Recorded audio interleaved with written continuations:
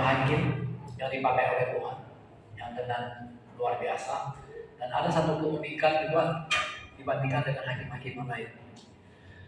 Ketika kita mengatakan dia memakai hakim yang dimasukkan di sini ini bukan hakimnya di pengadilan sana, kayak hakim konstitusi, hakim di pengadilan, bukan. Hakim di sini adalah berbicara tentang seorang panglima perang yang dipakai Tuhan untuk membebaskan bangsa Israel.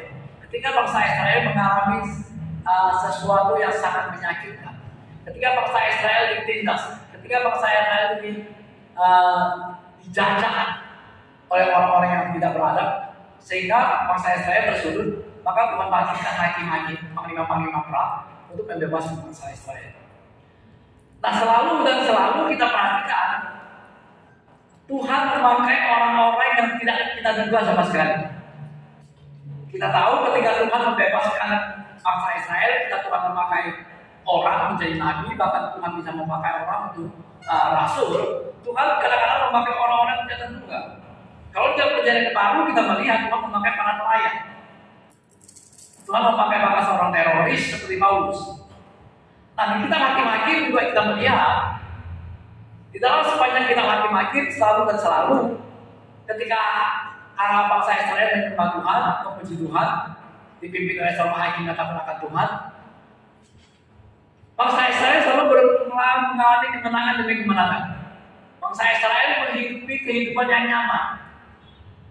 Bangsa Israel hidup dalam ketenangan. Nah, zaman masa hakim-hakim ini adalah zaman di mana Kanaan, bangsa Israel telah masuk dalam Kanaan. Jadi dari Mesir mereka sudah sampai kepada di Kanaan. Dan di Kanaan inilah mereka mengalami kenyamanan. Mereka tidak berkata mereka menuai di tempat mereka tidak pernah berlabuh. Mereka meninggal di rumah-rumah besar yang tidak mereka bangun. Semuanya adalah sembah kepada Tuhan tanpa melakukan apapun. Tapi pada saat yang sama mereka tidak tahu bahwa Kanaan ini juga bangsa-bangsa lain juga ingin memiliki tanah Kanaan. Di situlah peperangan demi peperangan terjadi untuk mempertahankan tanah ini. Jadi Tuhan selalu membangkitkan orang-orang untuk melawan itu. Yang segala macam bangsa-bangsa pada masa itu melawan bangsa Israel untuk menduduki Kanaan itu. Nah, sampai Tuhan membangkitkan para hakim ini, para panglima setelah Yosua mati. Selama Yosua hidup, bangsa Israel menikmati kenikmatan ini karena semuanya menyembah Tuhan, memuliakan Tuhan. Sampai ketika Yosua setelah mati, bangsa Israel sudah lupa sama Tuhan. Mereka tidak lagi menyembah Tuhan, maka mereka membuat Tuhan mereka sendiri. Pada saat itulah bangsa Israel kembali mengalami penindasan. Dan lalu Tuhan membangkitkan para hakim ini, seorang panglima perang yang namanya Otniel. Disitulah hakim pertama yang dipakai oleh bangsa Israel. Sepanjang Alkitab kita hakim-hakim, ada 12 hakim yang dipakai oleh Tuhan. Yang pertama namanya Otniel. Otniel dipakai Tuhan, pimpin puluhan tahun namanya mereka menikmati. Setelah itu mereka kembali lagi, tidak takut akan Tuhan. Hancur-hancuran lagi, Tuhan bangkitkan lagi Ehud, Samgar, Deborah, Gideon, Tola, Yair, Yefta, Ekser, Elon, Akon, sampai terakhir Simson. Nanti kita akan pelajari Simson. Simson adalah seorang hakim, seorang panglima perang yang memang benar-benar berbeda dengan panglima-panglima perang lainnya. Kalau kita perhatikan semua 12 hakim ini, ada di situ anak pelacur Ekta, ada di situ perempuan. Jadi kalau ada orang mengatakan perempuan tidak boleh melayani, maka perempuan dipakai sebagai panglima perang. Jadi kadang-kadang Tuhan memakai orang tidak terduga sama sekali. Nah, sampai ketika suatu hari mereka mengalami kecelakaan yang terakhir menghadirkan Simson. Simson itu lahir dari seorang perempuan mandul namanya Zora. Suaminya Manoah. Sebenarnya mereka mandul, tapi Tuhan dia berdoa melahirkanlah seorang hakim, panglima perang. Rambutnya tidak boleh dicukur, tidak boleh dimanggul. Nah, Simpson adalah salah satu panglima yang paling unik. Kekuatannya unik. Dia mengalahkan peperangan sendiri. Kalau kita perhatikan Gideon disertai dengan prajurit-prajurit. Nah, semua hakim-hakim panglima perang pada masa itu yang namanya panglima perang pasti ada prajurit-prajuritnya. Tapi Simpson tidak. Simpson dipakai Tuhan untuk menghantam bangsa-bangsa penjajah pada saat itu. Dia tidak pakai prajurit. Dia sendiri. Dan alat-alat yang dia pakai itu kadang-kadang unik. Rahang singa bisa dia pakai untuk membunuh semua prajurit-prajurit yang ada. Yuk kita melihat firman Tuhan. Bangsa itu beribadah kepada Tuhan sepanjang zaman Yosua dan sepanjang zaman para tua-tua yang hidup lebih lama daripada Yosua dan yang telah melihat segenap perbuatan yang sah yang dilakukan Tuhan bagi bangsa Israel. Jadi pada masa Yosua semua orang menyembah Tuhan. Kenapa? Karena mereka melihat perbuatan-perbuatan Tuhan yang sangat luar biasa itu. Ayat 18-nya, setiap kali apabila setelah itu mereka mengalami penindasan. Mereka mengalami penindasan. Setiap kali mereka memanggil seorang hakim bagi mereka, maka Tuhan menyertai hakim itu dan menyelamatkan mereka dari tangan musuh. Mereka selama hakim itu hidup. Sebab Tuhan berbelas kasihan mendengar rintihan mereka karena orang-orang yang mendesak dan menindas mereka. Tetapi apabila hakim itu mati, kembalilah mereka berlaku jahat, lebih jahat dari nenek moyang mereka, dengan mengikuti Allah lain, beribadah kepada dan sujud menyembah kepadanya. Dalam hal apapun mereka tidak berhenti berbuat kelakuan yang mereka tekan itu. Nah, ketika hakim-hakim dibangkitkan oleh Tuhan, mereka takut akan Tuhan, mereka menyembah Tuhan. Tapi ketika hakim itu sudah mati, keturunan berikutnya, mereka lebih takut lagi akan Tuhan. Nah, Tuhan kembali menyerahkan mereka kepada bangsa-bangsa lain dijajah. Dan berulang kali seperti itu. Nah, pada zaman Yosua itu halnya sama. Sampai Tuhan membangkitkan seorang panglima perang namanya Otniel. Tapi dari ketika Otniel mati, lahir lagi, sama lagi mereka melakukan hal yang sama. Berulang. Sampai terakhir Tuhan bangkitkan satu orang yang namanya Simpson.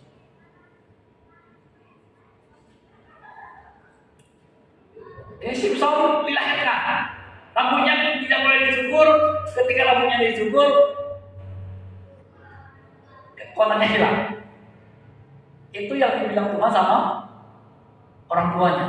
Kira-kira orang tuanya kasih tahu nggak sama Simpson? Simpson, kamu dipakai Tuhan dengan luar biasa. Tapi ingat, rambutmu jangan dicukur. Kalau rambutmu dicukur, hilangkan kekuatan. Kira-kira disampaikan sama Simpson? Sampaikan kan? Dikasih pesan. Pertanyaan saya, Simpson percaya nggak ya?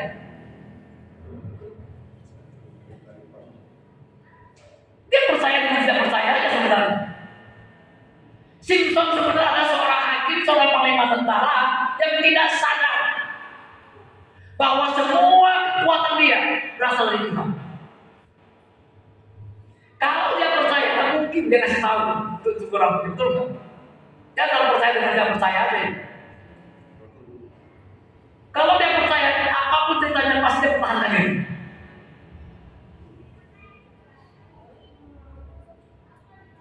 Selalu orang bikin, semalam saya mau coba mencari gambar Simpson di Google. Saya lihat gambar Simpson, baik yang kalkulator apa, yang animasi atau yang asli gambar manusia itu, semua badannya besar, kekar. Gambar Simpson. Saya ingin mencari Simpson yang kurus kering. Nggak saya temukan. Semua gambarnya kekar besar. Kenapa orang buat seperti itu? Kenapa orang yang membuat yang kurus kering? Karena orang berpikir Simpson itu kuat, kekar, bisa angkat pintu gerbang. Sehingga gambarnya mesti kekal. Sebenarnya dua gambar itu salah. Kenapa? Simpson bisa seperti itu karena Tuhan. Harusnya gambarnya dibuat kecil. Bila dulu kurus kering, tapi kekuatannya hebat. Karena biar orang sadar bahwa kekuatan Simpson itu dari. Jadi enggak semua gambar sudah seperti binatang gitu. Makanya saya nggak tampilkan gambarnya, karena nggak pas dulu saya. Harusnya Simpson itu kalau saya buat Simpson, saya buat film, bisa buat Simpson itu badannya kurus kering. Menunjukkan bahwa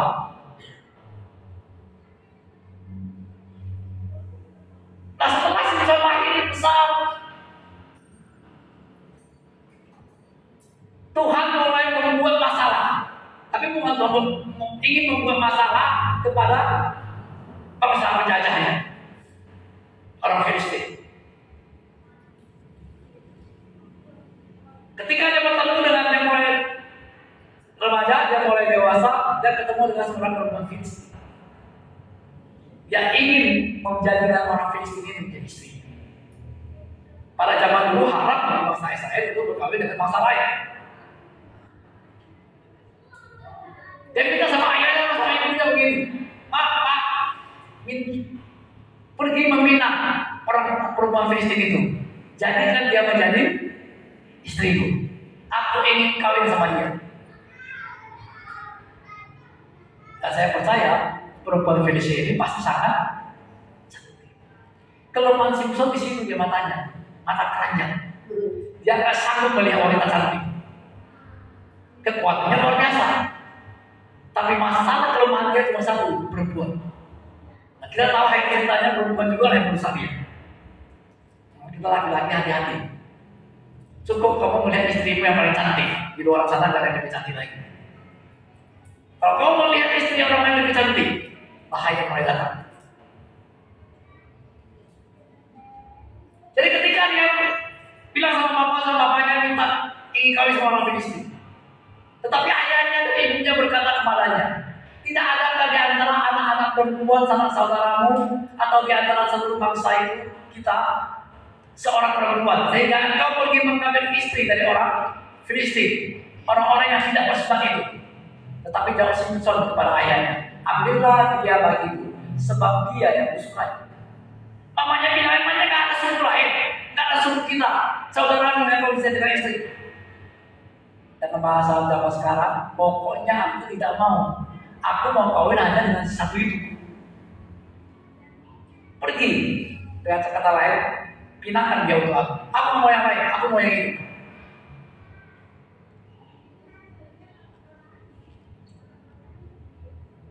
Tetapi, ini yang paling penting. Tetapi, mari kita baca bersama-sama. 3, 2, 1 ya. Tetapi ayahnya dan ibunya tidak tahu bahwa hal itu daripada Tuhan asalnya. Sebab memang Simpson lalu mencari gara-gara orang Filistin. Karena pada masa itu orang Filistin bangsa Israel. Jadi cara-cara Tuhan itu kadang-kadang unik. Harusnya bangsa Israel tidak boleh bergaul dengan orang yang tidak bersunat. Tapi Simpson justru diminta kawin dengan orang yang tidak bersunat. Bagi mamanya, papanya ini memalukan. Tapi mamanya, bapaknya, Zora sama Manoah tidak tahu. Itu berasal dari Tuhan. Supaya Simpson bisa mencari gara-gara sama bangsa Filistin. Supaya Simpson bisa marah sama orang Filistin. Cara-cara Tuhan itu unik kadang-kadang. Sulit kita pahami. Apakah ada cara lain? Kenapa mesti hadirkan Simpson lalu mencari gara-gara? Tuhan tidak akan mengatakan sengaja dibuat memang untuk mencari gara-gara dengan orang Filistin. Apakah kita bisa dengan cara lain?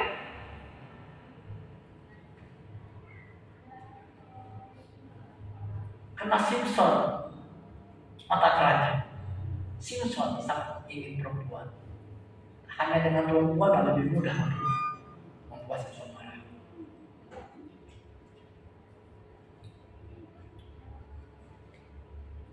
Makanya kalau ada terjadi hal-hal yang rasanya di luar logika kita perlu bertanya, kenapa seperti itu kepada Tuhan? Kenanya Tuhan yang tahu.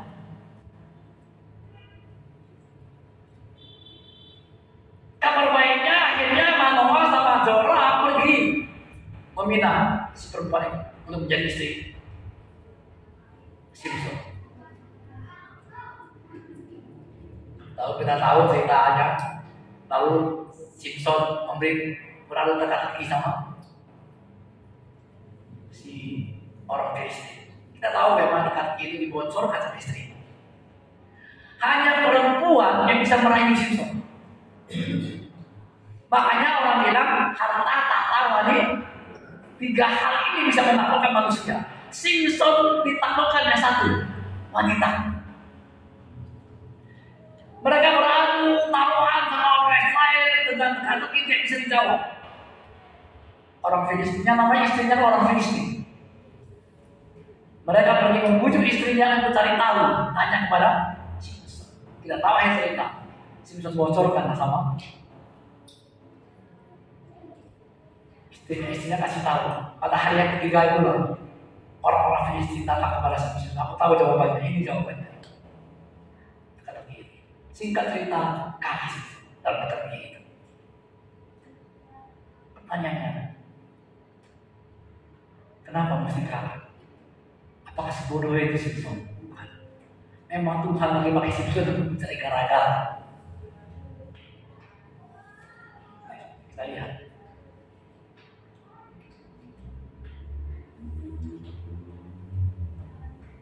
Suatu hari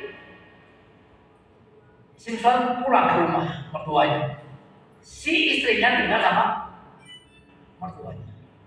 Kita lihat bagaimana, maksud saya bagaimana kita cari gara-garanya itu. Simson pergi ingin menjemput istrinya. Kira-kira misalnya Bapak Cindy. Kebetulan Bapak Cindy lagi di rumah 3. Bapak Cindy mau pergi menjemput istrinya. Apa yang terjadi? Kata ayah perempuan itu. Kira-kira begini, Pak, dia bilang sama mertuanya, Pak, aku mau jemput istriku. Apa dapat jawabannya dari mertuanya? Kata ayah perempuan itu, aku tak menyangka bahwa engkau membenci sama sekali kepadanya. Sebab itu aku telah memberikannya kepada kawanmu. Bukankah adiknya lebih cantik daripadanya? Begitu dia bilang sama mertuanya bilang begini, aku kira kau udah gak mau. Udah kasihnya sama orang lain, dan kasihnya sama temannya. Bisa bayangkan gak ini?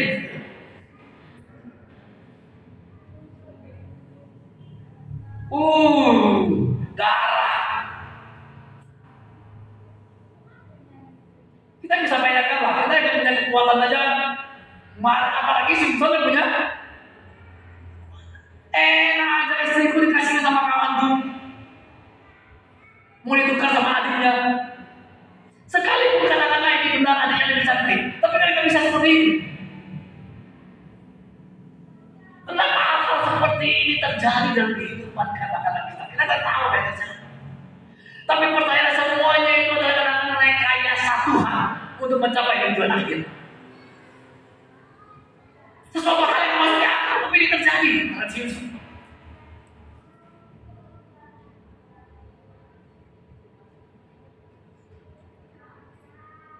Lalu Simson bilang begini, baiklah, kau ambil itu bagimu sebagai ganti. Dia mau ganti dengan adik.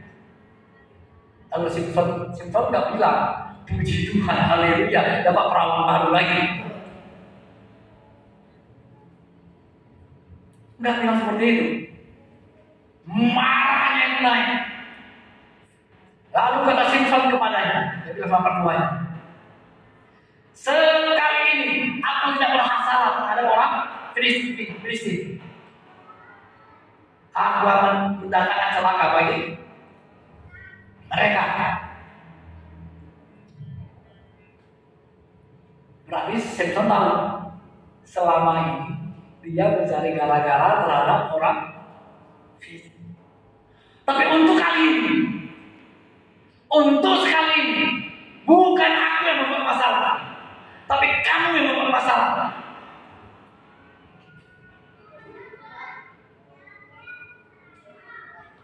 Simpson marah sekali pada masa itu.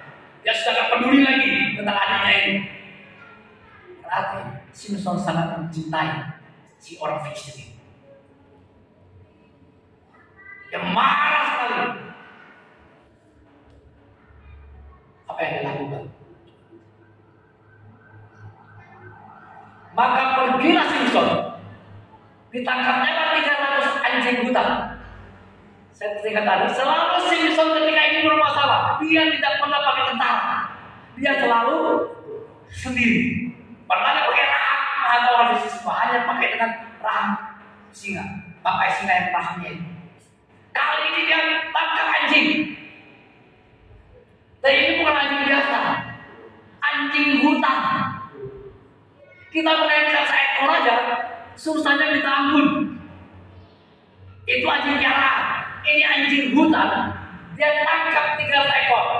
Diambilnya obor, diikatkannya dengan ekor dan ditaruhkannya sebuah obor di antara yang 2 ekor. Dia 2 ekor pasang 1 obor.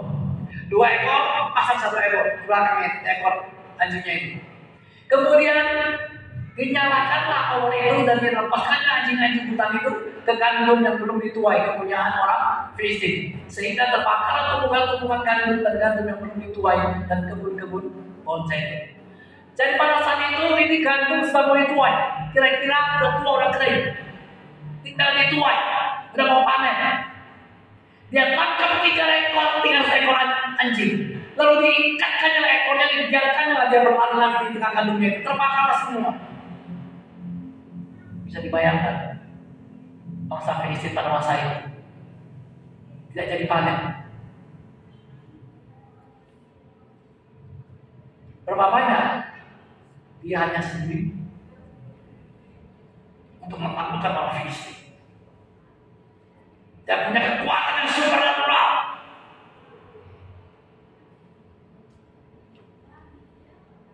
Kalau kita baca kisah berikutnya, dia tidur sama pelacur. Ketika dia tidur sama pelacur, orang-orang Filistin ini menangkap dia. Apa yang terjadi? Ini baru berzina, baru saja berzina. Tiba-tiba dia sadar, ada orang menangkap dia, bangkit. Pintu gerbang kota, besar nggak pintu gerbang kota ini? Kira-kira pintu gerbang itu sama ketika kita mau masuk siapa atau B, ada tungguin kan? Selamat datang di kota tertinggi. Segitu besar. Dia angkat, padahal baru berzina. Roh Tuhan turun atasnya, dia angkat.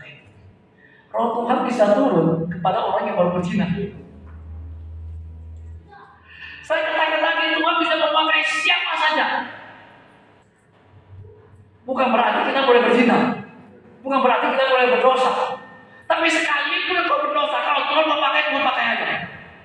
Gak ada urusan dengan siapa jadi. Tuhan ketika ingin memakai manusia, dia tidak perlu kamu siapa.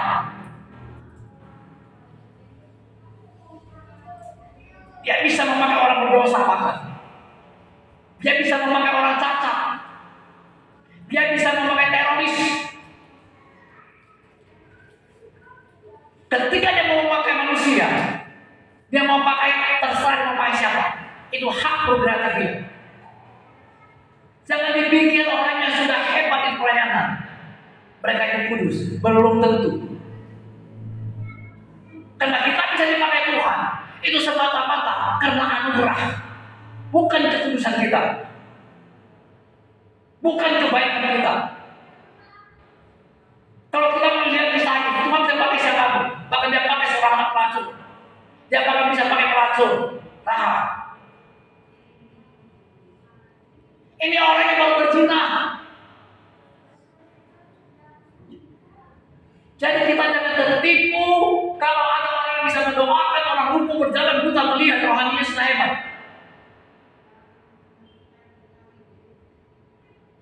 Antara mujizat Tuhan dengan rohani yang dua hal berbeda.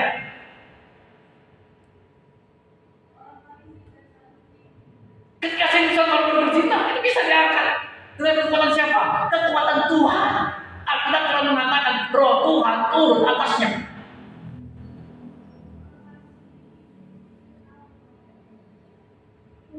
Dosa yang paling besar untuk bumi bagi Tuhan dalam perzinahan.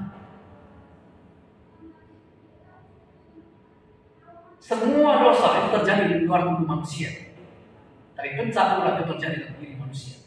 Jadi pencabulan dosa yang spesial kepada Tuhan, bukan spesial baiknya, spesial buruknya.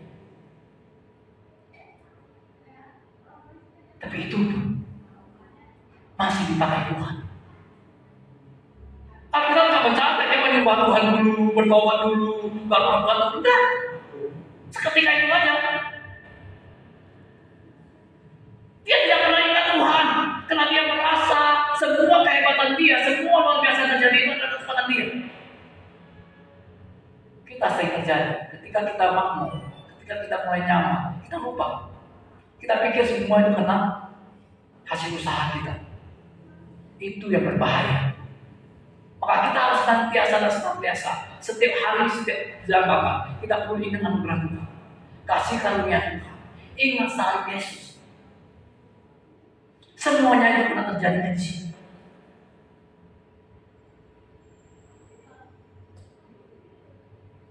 Orang yang baru berzina, beda sekarang kan gereja sekarang. Harus bawa puasa dulu baru boleh melayani. Bukan saya katakan itu salah, itu bagus.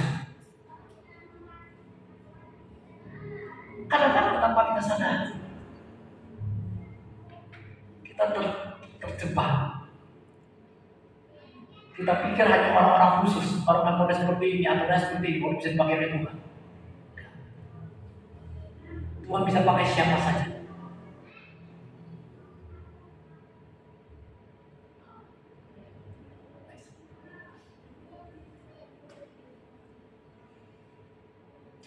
Ketika hati mereka yang gembira, ini ceritanya kita tahu singkat cerita. Kisah dengan sama Daniel tentang gunting rambutnya. Kita sudah semula tahu ceritanya, singkat cerita. Dia berhasil, Daniel berhasil menggunting rambut Simpson. Itu rambutnya terpotong, maka roh Tuhan terangkat dari dia. Dia hilang kekuatannya. Setelah dia hilang kekuatannya, yang dilakukan pertama bangsa Kristen adalah dia cungkil kedua bola matanya. Orang kalau sudah Tuhan, roh Tuhan nggak lagi bersama dia, yang pertama kali adalah mata rohaninya buta. Nggak tertarik lagi dengan hal yang rohani. Ketika kita mulai sudah tidak tertarik dengan hal yang rohani berbahaya, kita jangan sudah sampai Simpson. Jangan-jangan mata rohani kita sudah dicungkil. Pertama kali terjadi dengan Simpson adalah ketika dia hilang kekuatannya, roh Tuhan tarik dari dia. Yang pertama terjadi hal itu terjadi adalah kedua bola matanya dicungkil. Lalu dibawa ke istana orang Filistin. Nah, ketika mereka yang gembira, mereka beriang gembira. Lalu mereka bilang, panggil Simpson untuk melawan bagi kita. Ngerti gak ini? Udah matanya dicungkil, bukannya ada belas kasihan. Seorang Nazir Allah, seorang panglima besar, akhirnya jadi pelawak di tengah-tengah penjajah. Kalau mata rohani kita sudah terhilang, kaki sampai ke hal yang rohani, tanpa kita sadari, kita sudah mulai ditertawakan orang lain.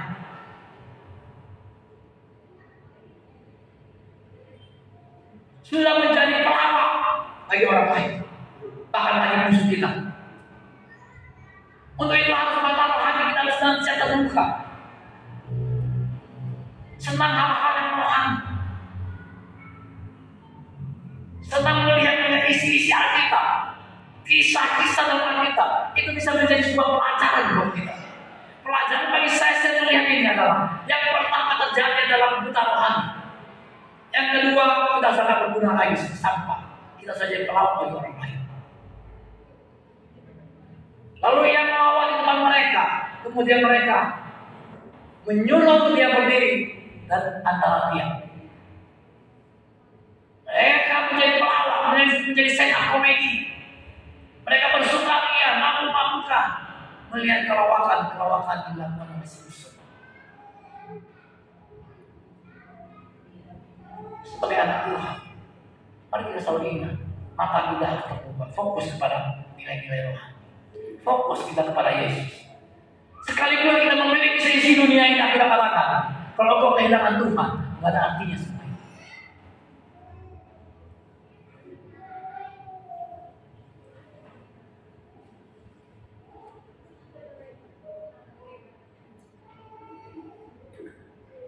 Di Amerika ada kumpulan orang-orang ateis. Mereka mengatakan Tuhan itu tidak ada. Kekuatan Tuhan justru di jaringan otaknya. Sel-sel otaknya itulah Tuhan. Lalu dalam hati saya, lalu kalau begitu, siapa yang menciptakan otak itu?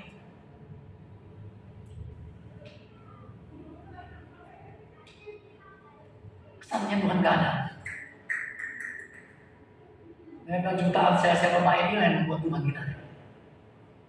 Lalu dalam hati saya, pertanyaan saya adalah, siapa yang menciptakan otak ini? Saatnya Tuhan gak ada. Saya bilang, ingat, Tuhan itu ada. Jangan main-main.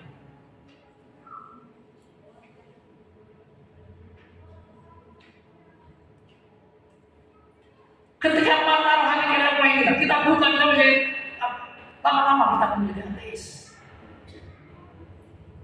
Mengatakan Tuhan itu tidak ada. Kita mulai melakukan argumentasi dengan otak kita. Dan terus sama kawin. Kita mulai mencari-cari alasan untuk meyakinkan diri kita bahwa Tuhan itu tidak ada. Dimulai dari mana? Dimulai ketika kita mulai buta rohani. Tapi kabar baiknya adalah Sinus. Terakhir, ingat Tuhan. Detik-detik terakhir, dia ingat Tuhan kembali. Begitu dia ingat Tuhan, Roh Tuhan turun kembali. Saya mau ingatkan kepada kita semua, mari kita selalu harus ingat Tuhan. Detik di mana kau ingat Tuhan, detik kau menyadari bahwa semua yang berkekuatanmu, detik kau merasakan, detik mulai berkata, hati mulai berbicara bahwa semua yang memiliki adalah anugerah Tuhan. Pada saat itulah Tuhan akan singkapkan kembali lagi mata rohani mulai terbuka.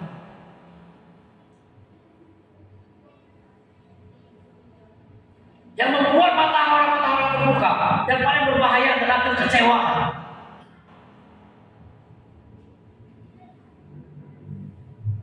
Berbahagia orang yang tidak menjadi kecewa dan menolak aku.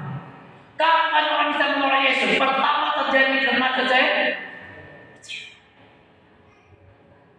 Yohanes Pembaptis kepalanya dipancung. Kenapa? Karena dia sempat kecewa. Nah, kita katakan dia kecewa sama Yesus.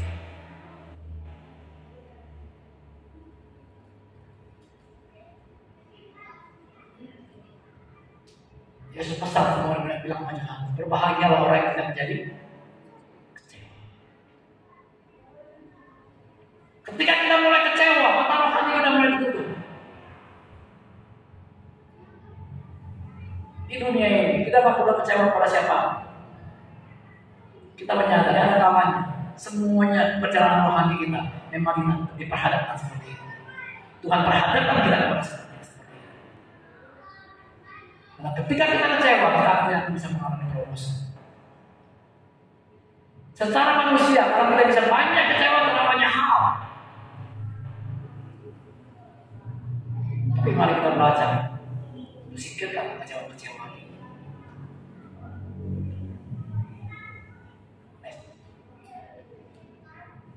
Ketika di mana Simpson mulai ingat Tuhan, dia berserulah Simpson kepada Tuhan, katanya, ya Tuhan Allah, ingatlah kiranya kepadaku dan buatlah aku kuat sekali ini saja.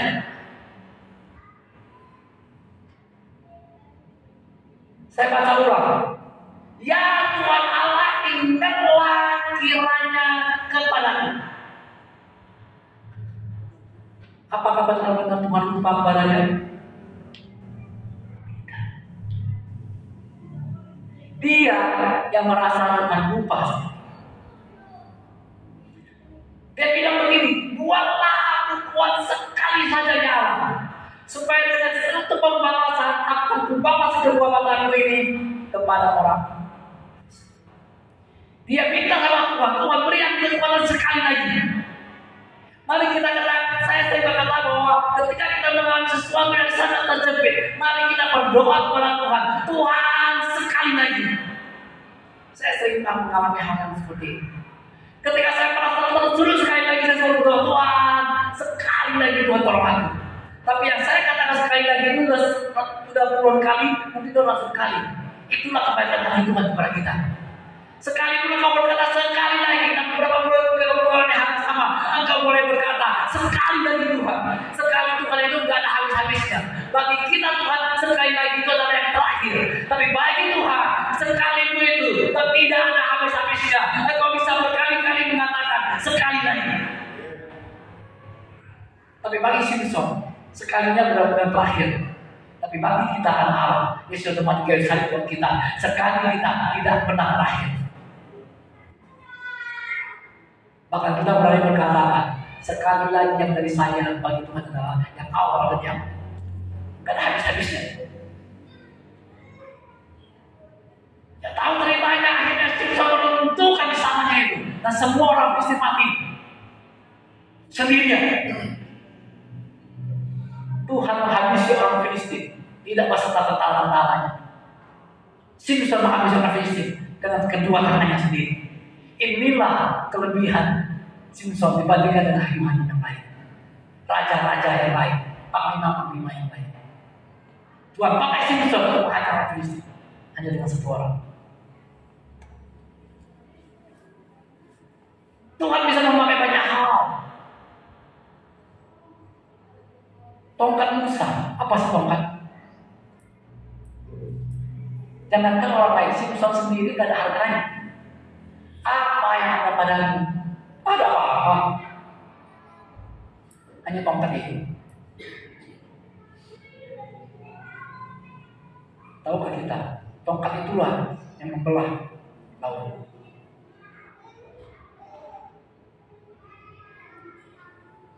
Musa mau ngomong aja gagal. Aku nggak bisa. Aku nggak fasilita. Aku begini, aku begini. Tuhan selalu tidak pernah tanya kita bisa atau tidak bisa. Tuhan tanya kita, kamu mau atau tidak mau. Jangan cari alasan kalau aku tidak bisa. Aku rasanya belum siap. Tuhan tidak tanya kau kapan siap. Karena kalau tubuh kamu siap, engkau tidak akan siap-siap. Seandainya Tuhan tidak memakai orang-orang pada zaman dulu seperti itu, tidak ada satu manusia yang layak untuk melayani Tuhan. Seandainya Tuhan tunggu rahmat bertobat dulu, rahmat kudus dulu, doa puasa 40 hari 40 malam dulu, keburu Tuhan mengintai itu mandi dulu.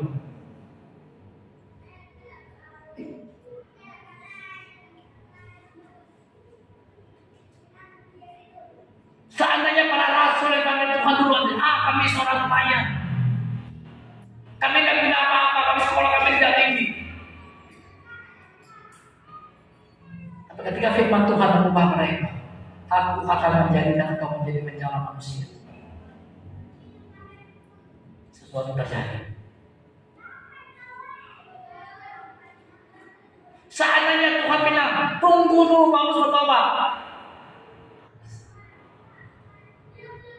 Tuhan akan membuat seketika itu. Ingatlah, Tuhan selalu membuat sesuatu seketika itu. Kalau Tuhan bisa buat seperti seketika itu, saya juga sangat percaya Tuhan bisa membuat anak-anak kita seketika itu bisa terjadi sesuatu yang berbeda. Bagi Tuhan, Dia adalah Tuhan yang melampaui batas. Dia tak bisa direntang oleh waktu. Tidak ada. Waktu hanya bagi Dia. Bagi Tuhan tidak ada. Ketika Dia mau pakai, Dia pakai saja. Siapa Samuel?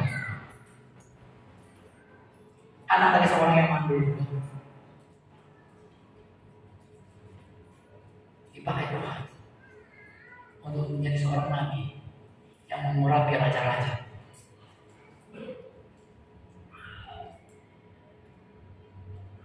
Sekali saya ingat kepada kita semua, ingat itu. Jangan berkecil hati keadaan kita. Rasa-rasanya anak kita tak punya harapan jawaban itu.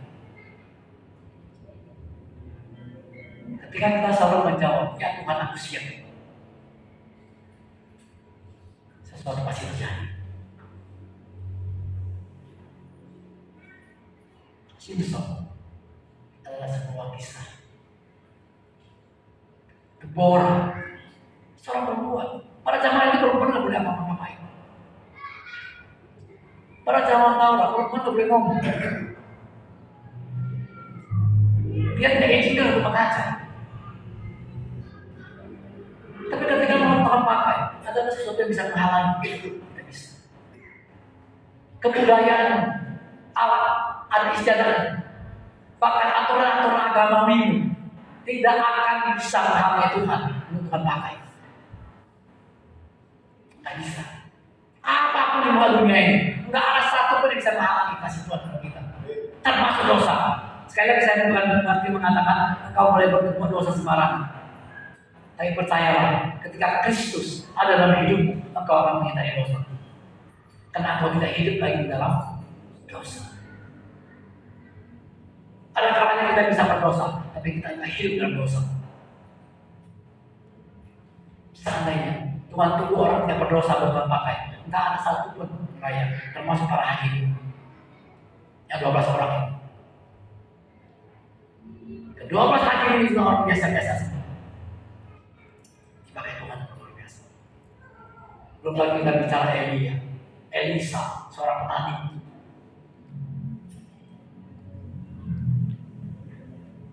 Seorang janda di Sarfat.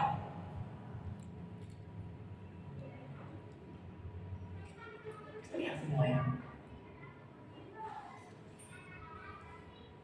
Ini perjalanan baru biasa. Justru karena Tuhan memakai orang-orang yang tidak duga sama sekali. Tiba-tiba muncul begitu aja. Kita minta Tuhan sekali lagi. Orang-orang yang tidak duga itulah anak-anak kami. Coba sama saya, Tuhan, orang-orang yang tidak terduga sekali lagi kami akan melihat orang-orang yang terduga itu adalah anak-anak kami. Tiba-tiba gak duga ya dulu di Bandung sekali. Waktu SMP dulu, minta ampun. Tiba-tiba sekarang jadi gubernur Sumatera Utara, nggak tahu apa.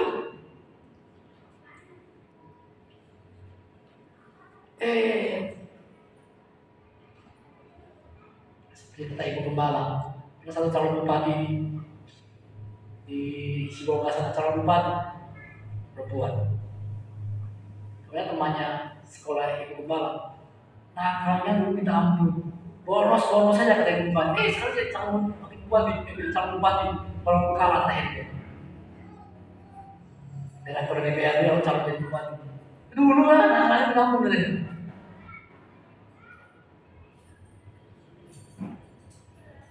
Saya mau ingat kepada kita semua. Mari hidup kita selalu ingat Tuhan. Apapun keadaan kita, ketika baik ataupun tidak baik, ketika kudus ataupun tidak kudus, jangan menghakimi diri kita sendiri.